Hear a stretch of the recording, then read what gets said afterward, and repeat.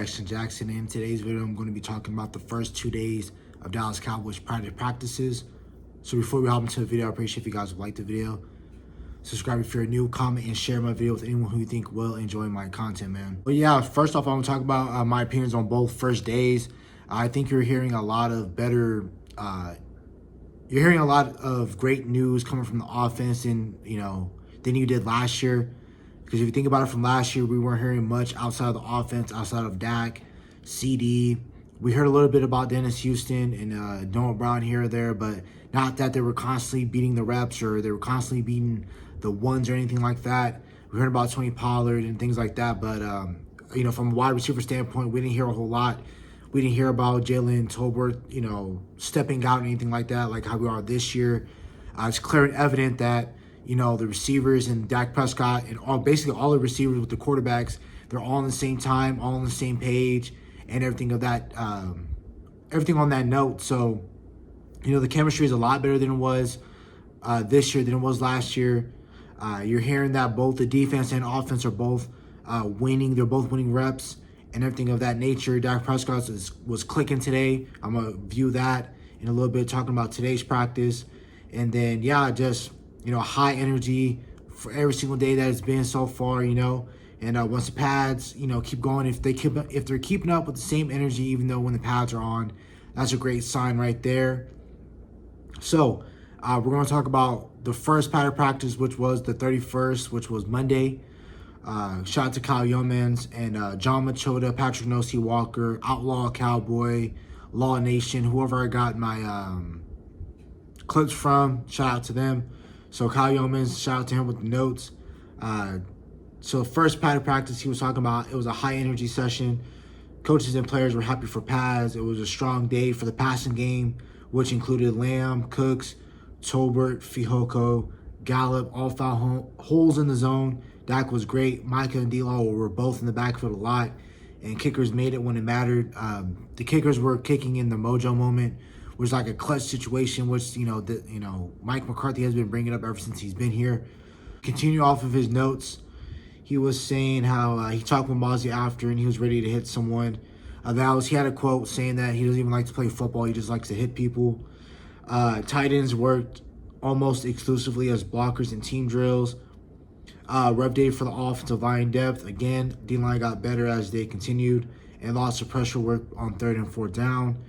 It's kind of looking like right now I'm going to have another separate video talking about my questions somewhat being answered within the first couple of days of padded practices. But right now, it seems like our offensive line depth is kind of trash. And hopefully we don't have to touch that going into the regular season or playoffs. But right now, our offensive line depth looks like it's struggling right now. But of course, when you're going up against one of the top 3 defensive lines in the game, of course your offensive line depth is not going to look that great, because our 2s are going to be better than are going to be most likely better than your 2s when it comes to our defensive line, because you're going to have starters like Dorrance Armstrong, Sam Williams. You're going to have some of those guys, Neville Gallimore. You're going to have some of those guys on that front 7. So our line is going to suffer a lot. Mike Parsons has been owning our offensive line, hip tossing, and just, what he did to Mike McGlinchey in the playoffs, he did that exactly to Tyron Smith, which he has to be careful because, great rep and everything like that. I'm not mad for, the play that he did it, but on the player, he did it too. I didn't want that to happen, but he did it anyway. It was cool, but you got to tone that down a little bit, especially since we need Tyron Smith down the stretch of games and everything like that. So that was day 4. Again, and then a name I'm forgetting to talk about, but I'm talking about it right now, is Jalen Brooks, our 7th round receiver that we picked in the past years, this last draft that just passed us a couple months ago. He's been winning in and out of his breaks. He's been catching the ball. I believe he hasn't had many drops. He's been making a lot of great plays. He's most likely going to be our Noah Brown replacement, a guy that sees a lot of special team opportunities, but when we do 5 wide and somebody's tired, you can see Jalen Brooks out there. And Jalen Brooks, Simi Fehoko, Jalen Tolbert, those are all guys that are going to get starting opportunities in preseason. I don't know right now what's going to happen with the starters, but I can already tell that those guys are going to start getting first team reps. So it's going to be exciting to see when preseason does happen next. So then we're going to talk about today's practice, which was a really good session again. Shout out to Kyle Yeomans again for the practice notes, but he said that there was lots of competition today. Diggs was on the field today practicing. That was a good sign. I thought he wasn't going to be playing until Oxnard. That's what I kind of gathered from what Jerry Jones was talking about in his press conference the other day. So Diggs took a little bit to get back to full speed, but by the end of it, he got to it. Dak was throwing lasers. They said he was on one today. He was in the zone. Wide receivers won today in the edge on one-on-ones. Turbin and Brooks, Jalen Brooks, who I just was talking about, had big days. Run game struggled to get it going in team drills. Mike was ruthless again. There was a clip that I showed that Chuma Edoga had no business blocking Micah Parsons, and he hit Dak, and Dak hit the turf. Thankfully nothing bad happened there, but I don't ever want to see that again where I'm seeing Dak Prescott, or not even just, Dak Prescott in the back, but not only that, you're seeing Chuma Edoga blocking Parsons. I don't want to see that happening, man.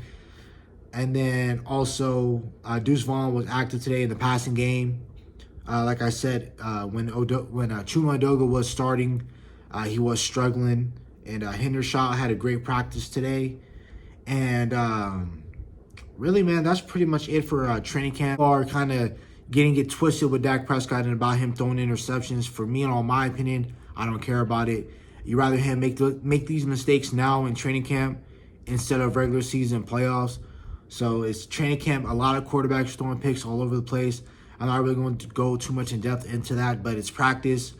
And, like I said, get all the rustiness out of practice, because once game time comes, once we're in September, all that interception crap is going to go out the window. We're going to be fine. He's going to be under 10 interceptions. I'm not even worried about it.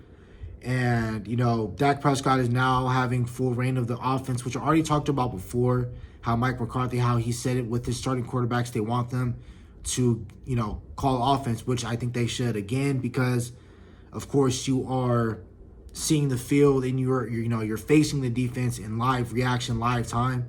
So I think that, of course, your starting quarterback should be able to call the plays and check out of it and anything as they seem as fit, which a lot of great quarterback to coach combination is anyway, where they're bouncing ideas off of each other, and so I think that's great anyway that Dak Prescott is going to be calling the plays. Again, he has great chemistry with all the receivers. CeeDee Lamb talked about in his interview on Monday with Bobby Bell in 105.3 The Fan. Shouts out to them. So with getting the interview with CeeDee Lamb. But of course, we're going to be fine. I love that Dak Prescott is going to be taking full control. This is going to be his first year ever really taking full control of the offense. Of course, he was able to check out our calls before, anything like that. But now he's able to call plays in the huddle as he wants to, or, McCarthy might give him a set list of plays in a certain area of the field, and Dak Prescott can pick which ones he wants. So that's about it for the video. Hope you guys have a nice day. Stay safe, stay blessed. Bye.